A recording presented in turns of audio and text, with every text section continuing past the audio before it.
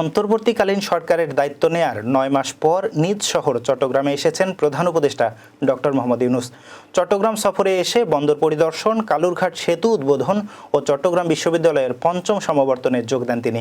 এ সময় বিভিন্ন মতবিনিময় সভায়ও অংশ নেন তিনি। প্রধান উপদেষ্টার চট্টগ্রাম সফরের বিস্তারিত দেখুন প্রতিবেদনে।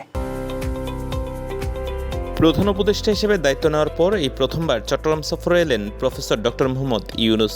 সকাল ৯:১০টায় শাহ আমানত আন্তর্জাতিক বিমানবন্দরে পৌঁছান তিনি। তাকে স্বাগত জানান চট্টগ্রাম সিটি মেয়র সহ প্রশাসনের শীর্ষ কর্মকর্তারা।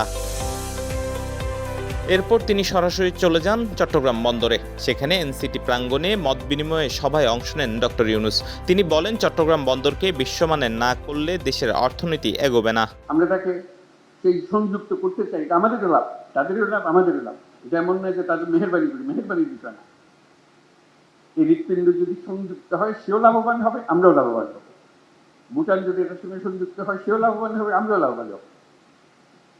সেভেন সিস্টার যদি এটার সঙ্গে সংযুক্ত হয় তারাও লাভবান হবে, আমরাও লাভবান হব।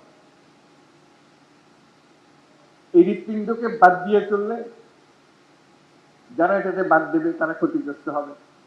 রক্ত সঞ্চালন হবে না সেখানে, অর্থনৈতিক সঞ্চালন হবে না সেখানে। এটা আমাদের কারো কাম্য না, তাদেরও কাম্য না, আমাদেরও কাম্য না। আমরা চাই যে সবাই মিলে আমরা এই বন্দর থেকে এই সঞ্চালনটা পাই।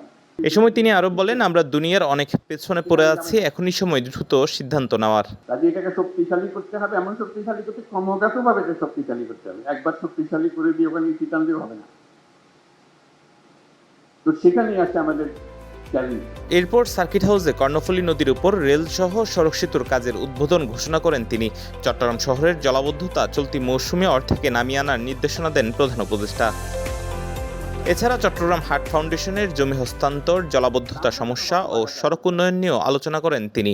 হাটাজারি কর্ণফুলীতে 2টি হাসপাতাল নির্মাণের পরিকল্পনাও করা হয় সভাতে। কাজে আমাদেরকে বড় ডাক্তারকে দিয়ে কাজ করতে হবে, এটা আমাদের লাভ। একটা লাভ হলো এর পেছনে আমাদের কোনো টাকা পয়সা খরচ লাগছে না। এটা মজার জিনিস তাদের সঙ্গে। Build, operate and transfer. তোমরা বানাও, তোমরা কাজ করো, রোজগার করো, এই মেয়াদের মধ্যে আমাদেরকে দিয়ে দিতে হবে। আমরা 1 পয়সা খরচ করবো না। কাজে পয়সা বেঁচে গেল, কাজটা হয়ে গেল। ভিত্তিপ্রস্তর উদ্বোধন শেষে সড়কপথে চট্টগ্রাম বিশ্ববিদ্যালয়ের 5ম সমাবর্তনে যোগ দিতে চট্টগ্রাম বিশ্ববিদ্যালয়ের প্রাঙ্গণে যান প্রধান উপদেষ্টা।